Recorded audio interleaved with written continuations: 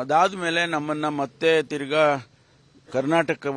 ಕರ್ನಾಟಕದ ಮಂತ್ರಿಗಳನ್ನು ಸಪ್ರೇಟಾಗಿ ಭೇಟಿ ಮಾಡಿದರು. ಒಂದು 15 ನಿಮಿಷ 20 ನಿಮಿಷ. ಅದರಲ್ಲಿ ಕೂಡ ನೀವು ಒಬ್ಬೊಬ್ಬರು ಏನೇನು ಮಾಡಬೇಕು ಕರ್ನಾಟಕದ ಮಟ್ಟಿಗೆ ನಾವೇನು ನಿರೀಕ್ಷೆ ಮಾಡ್ತೀವಿ, ನಿಮ್ಮಿಂದ ಕಳೆದ ಬಾರಿ ಒಂದೇ ಒಂದು ಸೀಟ್ ಗೆದ್ದಿದ್ದೇವೆ, ನಿಮ್ಮಿಂದ ಈ ಬಾರಿ ಹೆಚ್ಚು ಸೀಟ್ಗಳನ್ನು ನಾವು ನಿರೀಕ್ಷೆ ಮಾಡಿದ್ದೇವೆ.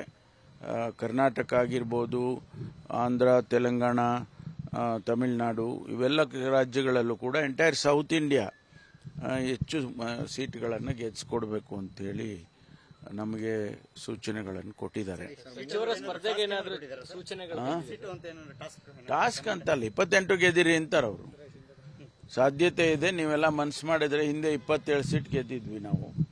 ಅದೇ ಪ್ರಕಾರ ನೀವು ಕ್ರಿಯೇಟ್ ಮಾಡಬೇಕು, ಫೀಲ್ಡ್ಗೆ ಹೋಗಬೇಕು, ನೀವೇ ಜವಾಬ್ದಾರರು. ನೇರವಾಗಿ ಕಂಟ್ರೋಲ್ ರೂಮ್ ಅಲ್ಲಿಂದ ಏನು ಕನೆಕ್ಟ್ ಸೆಂಟರ್ ಅಂತ ಮಾಡಿದ್ದಾರೆ, ಅದು ಅವರಿಗೆ ನೇರವಾಗಿ ಈ ಕೋಆರ್ಡಿನೇಟರ್ಸ್ಗಳಿಗೆ ಟಚ್ಚಲ್ಲಿ ಇರಬೇಕು. ಅವರಿಂದ ಸೂಚನೆಗಳು ಆಗಾಗ್ಗೆ ಕೊಡ್ತಾ ಇರ್ತೀವಿ.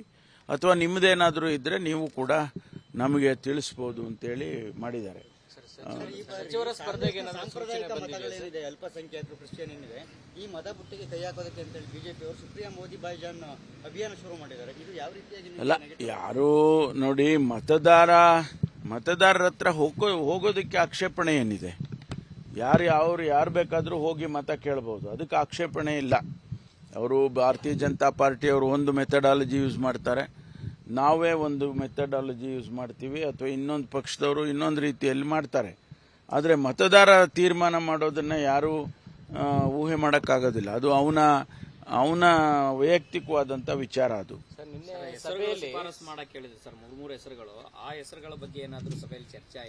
ಇಲ್ಲ, ಯಾವುದು ಹೆಸರುಗಳು ಚರ್ಚೆ ಆಗಿಲ್ಲ. ಆದಷ್ಟು ಶೀಘ್ರವಾಗಿ ಕ್ಯಾಂಡಿಡೇಟ್ಗಳನ್ನ ಫೈನಲ್ ಮಾಡಿಕೊಡಿ ಅಂತ ನಾವು ಕೂಡ ಎಲ್ಲರೂ ಹೇಳಿದ್ದೇವೆ.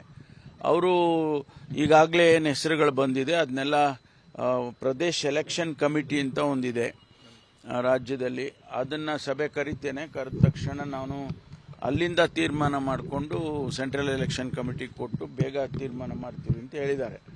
ಸೊ ಈಗ ಸುರ್ಜಿವಾಲಾ ಅವರು ಬರ್ಬೋದು, ಇನ್ನು ಒಂದು 2-3 ದಿವಸದಲ್ಲಿ ಬಂದು PEC ಮಾಡ್ಬೋದು. ಮಾಡಿ ಅವರು ಹೆಸರುಗಳು ತಗೊಂಡು ಹೋಗ್ತಾರೆ ಸೆಂಟ್ರಲ್ ಎಲೆಕ್ಷನ್ ಕಮಿಟಿಗೆ. ಅನುಕ್ಷಣದ ಸುದ್ದಿಗಳಿಗಾಗಿ ವಿಸ್ತಾರ ನ್ಯೂಸ್ ಯೂಟ್ಯೂಬ್ ಚಾನೆಲ್ ಸಬ್ಸ್ಕ್ರೈಬ್ ಮಾಡಿ. ಹೊಸ ಸುದ್ದಿಗಳ ನೋಟಿಫಿಕೇಶನ್ಗಾಗಿ ಬೆಲ್ ಐಕಾನ್ ಕ್ಲಿಕ್ ಮಾಡಿ. ಲೇಟೆಸ್ಟ್ ಅಪ್ಡೇಟ್ಸ್ಗಾಗಿ www.vistaranews.com ವೆಬ್ಸೈಟ್ಗೆ ವಿಸಿಟ್ ಮಾಡಿ. ಅಂಗೈಯಲ್ಲೇ ಜಗತ್ತಿನ ಸುದ್ದಿ ತಿಳಿಯಲು ವಿಸ್ತಾರ ನ್ಯೂಸ್ ಕನ್ನಡ ಆಪ್ ಡೌನ್ಲೋಡ್ ಮಾಡಿ.